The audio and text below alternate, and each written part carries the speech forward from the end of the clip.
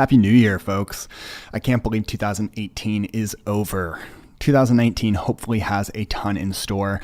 If you're actually kind of curious what Intello really got up to all of last year, you can actually check out a retrospective that we did on our blog. That's blog.intello.com. But I can tell you it was quite a bit, and I'm incredibly excited for what's coming this year. As we mentioned at the end of last year on one of our last episodes, we're going to be diving down the rabbit hole with some episodes that were recorded previously.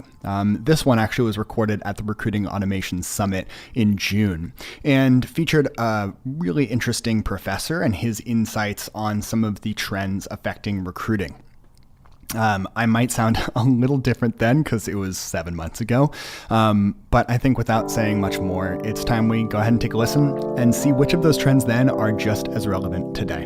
Do you want to add value to your business, or do you want to just be this administrative person? And often, if you look at your talent team and the caliber of talent in your company, they correlate. You could hire the best person for the job if they were in your candidate pool. All these individual employees, one by one, together, their voices all come together to articulate the culture of the company. And I think hiring has not kept up with the fact that there's a naming problem, and they should try to figure out actually what do people do and understand kind of the skills that they really want rather than the titles that they want. Welcome back, ladies and gentlemen. This is your host, Sean Simerly, here at Hiring on All Cylinders. In fact, we are in a different location than normal. This is not our office down near the Ferry Building in San Francisco, but rather the Village on Market Street at the first inaugural Recruiting Automation Summit. So far, it's been pretty crazy and exciting, but I'm kind of jazzed to get this day going. And the first guest on Hiring on All Cylinders for today, I'm incredibly excited to announce, is Sharique Hasan. Sharique is the Associate Professor of Strategy at Duke University's Fuqua School of Business. And he's actually going to be partaking in a presentation later today on the biggest threat to our workforce is the skills gap. And with that, Sharique, welcome to the program. Thank you. Thanks for having me, Sean. Obviously, you have a tremendous amount of research that you've been analyzing and looking at over the past coming years. And I would love for you just to kind of talk about briefly what got you excited about actually coming and presenting at Recruiting Automation. Sure. So I think one of the biggest problems we're going to be facing as a society moving forward is making sure that, there are good jobs for American workers. And that means matching worker skills with the demand that's in the labor market. There's been a lot of innovation in the American economy over the last, several decades.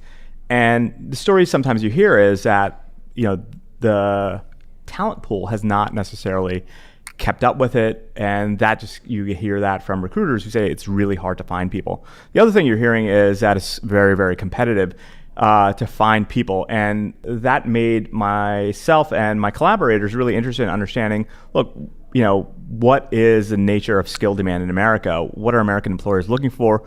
Where are they looking for them? And how is that changing over time? Absolutely. And I mean, it has to have changed over time. And if we just look at technology alone, I mean, there are new languages popping up every year.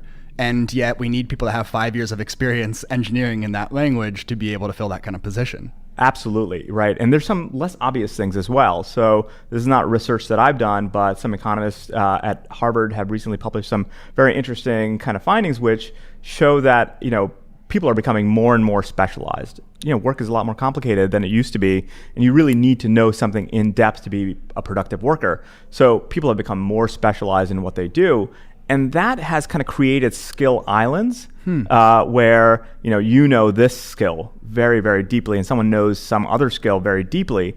And that makes communication across different parts of the business function harder than it used to be, where people overlapped a lot more in terms of what they knew and what they did. And so kind of a surprising, interesting finding is that social skill has increased in how much it pays over time and how much it's demanded. People want to hire people who can bridge across different domains. And that's kind of a direct consequence of increasing specialization, which is kind of ironic.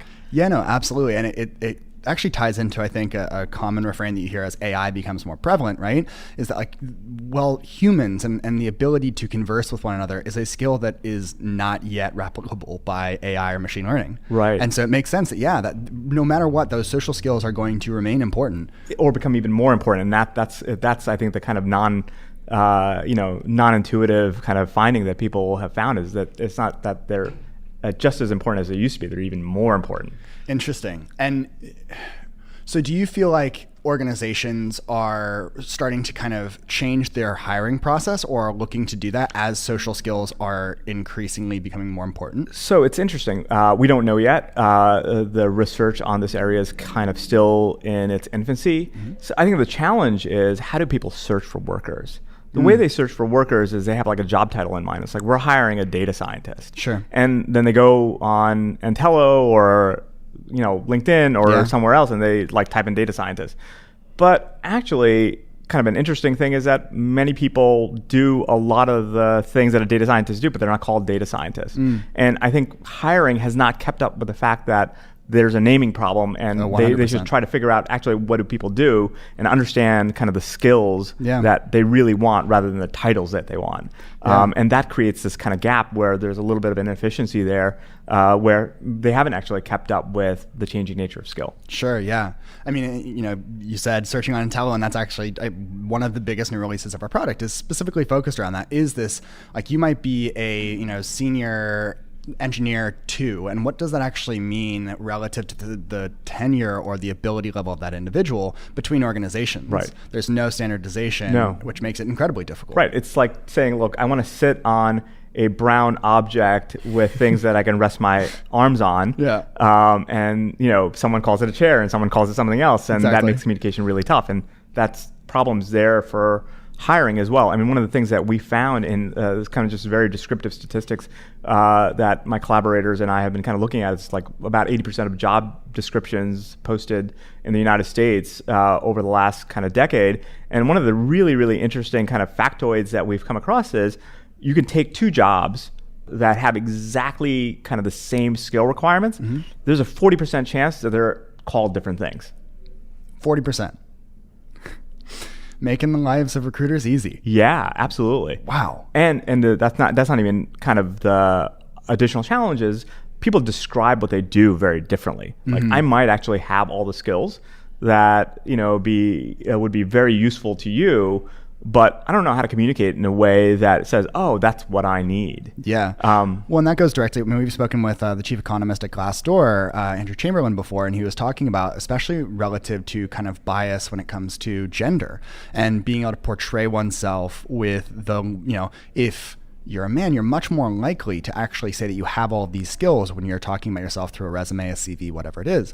If you're female, you're much more likely to actually accurately represent what you have and underplay your accomplishments relative to your male counterparts. Right. And so again, that goes directly towards that, where it's like, okay, how do I communicate this on a standard level to enable recruiters or organizations to more accurately find the right talent and engage the right talent? Absolutely. And I think like that kind of middle space between how these people are talking to each other, was employees to employers, employers to employees. I mean, sometimes there's like a job posting and you read it and you're like, I don't know what they do. What do they really want? And so a really great fit will ignore it because it doesn't really reflect how they think about what they know. And I think figuring out how to deal with that fog kind of in the middle of how we communicate these kind of concepts of what do people know, what do you need in terms of the role and the talent is a problem. I think, moving forward, that maybe technology could be a very useful kind of bridge in the language gap here. Yeah. You're going to be talking about a bunch of different things during your presentation. One thing that I would love to kind of hear about, many organizations, many recruiters think about, the 1, 10, 20, 100 roles that they need to focus on hiring at any given moment, right? We're in, I guess, kind of proximity to a much larger undertaking by one of the largest employers in the country, which is Amazon. Would love to kind of hear how some of your findings about worker skill gap and locations might play into a decision of where do we put our second HQ for Amazon? Yeah, absolutely. It's the individual recruiter has to recruit for 1 or 2 positions that are often very similar as well. You're hiring a data scientist. But some companies are expanding rapidly, and they're hiring lots and lots of workers. Not hundreds, not even thousands, but tens of thousands of workers. And you can't just say like, okay, I'm going to go online and you just search for these people. It's just not feasible. Actually, it's not just Amazon. Apple, we've been hearing, is also looking for a new headquarters. Yeah. And the question is, where do you locate them? And does the place you're going to locate, is it going to have the right type of human capital? Is it going to attract people? Can they afford to live there? And I think the big challenge there is what regions in America kind of fit the bill. And the surprising answer is there's probably not many right now. Skill is kind of widely dispersed in many cases, or it's highly concentrated. It sounds very ironic, but you have the major hubs like New York, Chicago, San Francisco, Boston. Yeah. And then there are kind of isolated counties and commuting zones across America that also have high skill, but they don't have the kind of sheer volume of people to locate a second headquarters. And so figuring out how to assemble that is kind of a really, really tough challenge. And the big question is like, how do you balance all these big trade-offs? And where can you find the seed of a community where, yes, it has the initial pool of talent you're looking for, but it's also able to expand? And then the other question is, what if you're not going to be able to find that talent and it doesn't really exist? And so you have to train people to kind of fill that skill gap. And the example that I really like is Infosys. I don't know if you've heard of them. They're one of the largest tech consulting firms based out of India. Okay. And they have a training center in Mysore, which is a city outside of Bangalore, where they can, I think, train 10,000 people at any given time. And partly that's because, there was a huge demand for software services outsourcing. The Indian educational system did not produce the workers with the types of skills that were, that could actually fill this demand. So what Infosys did was said, okay, we'll just hire good, smart kids, even if they don't have the skill, and we'll just train them in bulk. Yeah. And you're actually seeing a lot of companies thinking about, well, we're not going to be able to source these people exactly with the type of skills we need in the labor market. Let's figure out a way that we can, in kind of an economical way, fill that skills gap after they come. And that may be something that a lot of companies might need to think about, is that maybe you might want to, you're not finding a perfect fit for your role, hire someone that's close enough. Yeah. And then figure out efficient ways to fill that skills gap once they get in. Yeah, it makes total sense.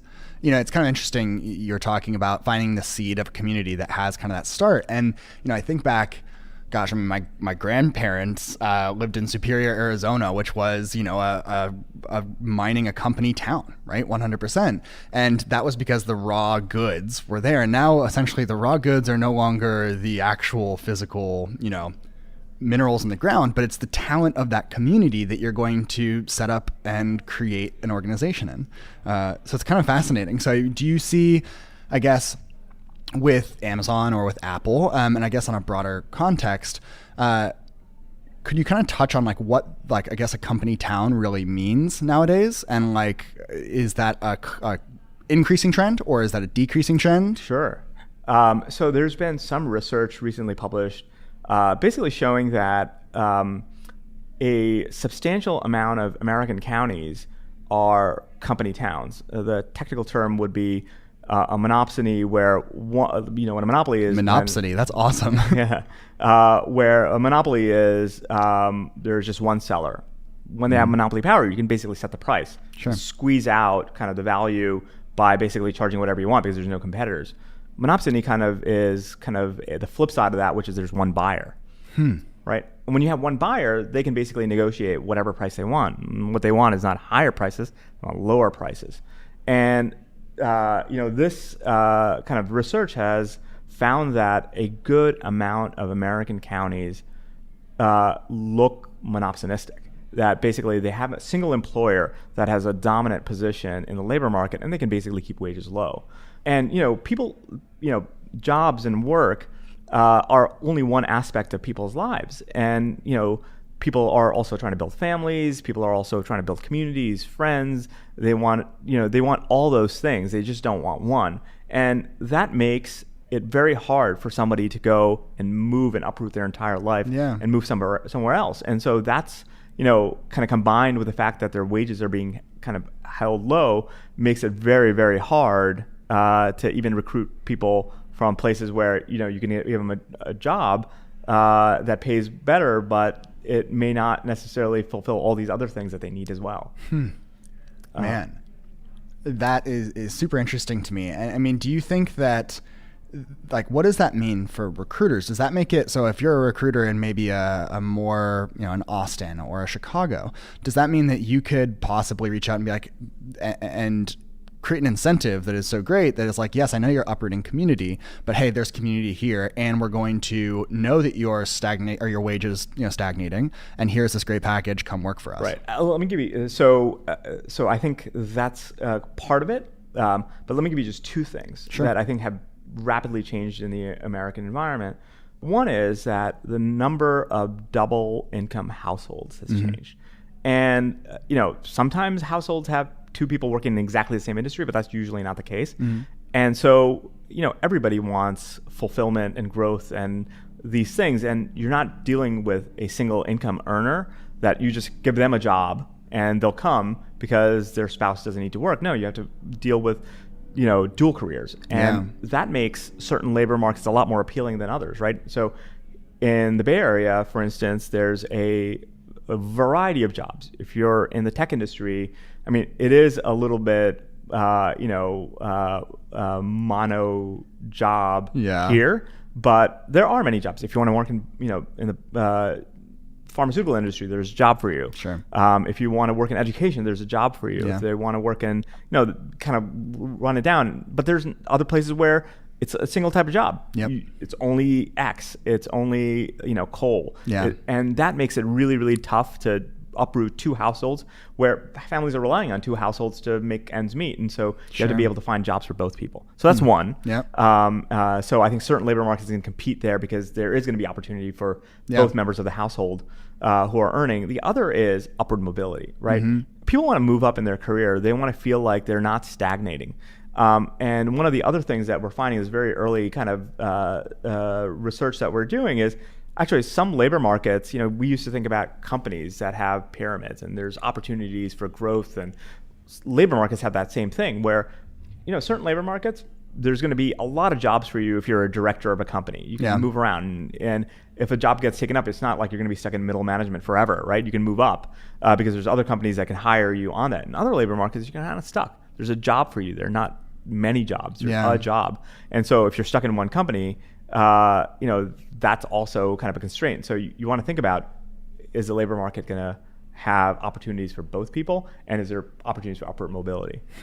I guess, so let's say you are a recruiter and you're trying to recruit someone that may not live directly in your location. Are there other cities that would, like you kind of mentioned, have that seat of a community that you'd be able to recruit from to possibly find other talent? Yeah, so the Bay Area is interestingly very unique in that it's highly concentrated. So what we did in our research was we tried to look at how similar counties were in terms of their skill demand, like the skills that they required in their jobs, and how similar like two counties were. Interestingly, San Mateo County, which is where Facebook is in Menlo Park, is very similar to the two most similar counties are San Francisco County and Santa Clara County. Okay, yeah, that makes sense. All right. But that's not true. Actually, the next two are King County. That's in Washington? Washington State, Okay. Where Seattle is. All right. And Suffolk and Middlesex County, which is where Boston and Cambridge are. All right. Right. And so that's where you're going to find people who have the type of skills that are going to be in demand here. On the other hand, you look at something like Wake County, and the most similar counties are not necessarily the ones that are surrounding it. Yeah. Like Wake County is where the Research Triangle Park is in North Carolina. Where Duke is. Yeah. Duke is in actually in Durham County, which is north of Wake or northeast of Wake County. And the most similar counties are King County, Fulton County, where Atlanta is, Chicago, Austin. And so those are the places where you're likely, if you're going to want talent, have to go to. And you call that the skill superhighway? Yeah. So it's a name that we came up with. Basically, look at the San Francisco Bay Area. How many people are from here? Oh gosh, that's a joke. You go out in a bar in San Francisco and it's like, oh, like, where are you from? Oh, like, Austin or the East Coast. Right. And it's like, oh, what do you do? Oh, I work at tech company. And that's like a trope. I mean, like you see that everywhere you go. Absolutely. I was on a plane coming from Raleigh, Durham here. A couple was sitting next to me and they grew up in North Carolina, lived in California, went back and are now thinking about, where their next job is going to be, where they're going to live. And, the usual suspects come up, and the usual suspects are Seattle, Portland, Austin, Boston, Chicago. And it's really interesting because those names come up again. And when you look at the data, those are the places where jobs are the most similar. And those are the super highways that basically people are traveling to kind of move up in their career, make lateral moves. And that's what we're going to be kind of seeing in the long term is those are going to be the hubs where people are going to move back and forth from. Wow. Super interesting. I guess the last thing I'd like to touch on would be, we're talking about kind of the worker skill gap. And how have you seen through research and other studies the skills kind of skills demand as well as kind of skills availability change over the past few years? Like what skills are really just in demand growing and what skills are you kind of like, okay, these are going away and how can organizations and individuals prepare themselves for these changes? Right. So in terms of skill demand, what's changing? Artificial intelligence and ML skills are increasing rapidly. Just in the data, we see that from 2010 to 2016, the demand for AI jobs, percentage-wise, has increased 5-fold. 500. Oh, wow. Okay. So it's a tremendous increase. And, clearly like the universities and kind of other venues for learning about these skills have produced more skilled workers in those areas. But there's no kind of way that many workers have been trained in those skills in a way that they're going to be immediately productive at a job, have entered the labor market. I don't know for sure. We don't have the data on that. But that's my guess is that has been a massive, rapid increase. And you're hearing this qualitatively from recruiters is that it's really hard to hire data scientists. Yeah. Kind of a story one of my friends once told me is that they work for a major tech company and they were trying to build an AI data science team. And basically they were like, all right, like I'm going to go to some of the best universities and find these people. And so they got a list of names. They gave it to the recruiter. The recruiter said they're already in the database. Then they went to the next level down and they came up with a list of names, sent to the recruiter. They're already in the database. Then they said, okay, I'm going to read all the academic papers published on machine learning at one of the top conferences, read papers. The guy's, a very talented, he has a PhD himself, very talented guy, read the papers and said, oh, this is a good paper, this is another great paper, and wrote down the names of the authors, gave it to the recruiter. The recruiter said they're already in our database. Oh my gosh. And, that means that, a lot of the really, really good talent is already in someone's database. And you're going to be competing for them. And so I think that's going to be a challenge. In the end, I believe they hired people that didn't necessarily have exactly the same skills, but they built those skills in-house. Yeah. And that may be something that kind of companies have to really think about is you're not going to get exactly who you want. You can maybe build people who you want. Wow. And that might be where recruiting and kind of, the people function at organizations continues to grow and change. Yeah, absolutely. And I think there's a great possibility that lifelong learning is going to be truly something that we all have to invest in. Skills are rapidly changing. So as I said, AI skills, like huge demand. If you want a job that has growth opportunities, you need to learn a new skill. But there's other skills that are declining, and those skills may be from legacy technologies that are no longer being implemented by companies. The rise of SaaS has changed a lot of things, right? Yeah. So the other skill that I think people should consistently invest in is good managers are hard to find. Yeah. And great social skill, communication skill, leading people. I think those skills are harder to kind of pinpoint and how do you get them. But if you can build those are definitely in high demand. And so my sense is moving forward, the greatest skill for a worker is not a specific skill, but it's a skill that allows them to know how to learn. Learning how to learn is probably going to be the skill of the future.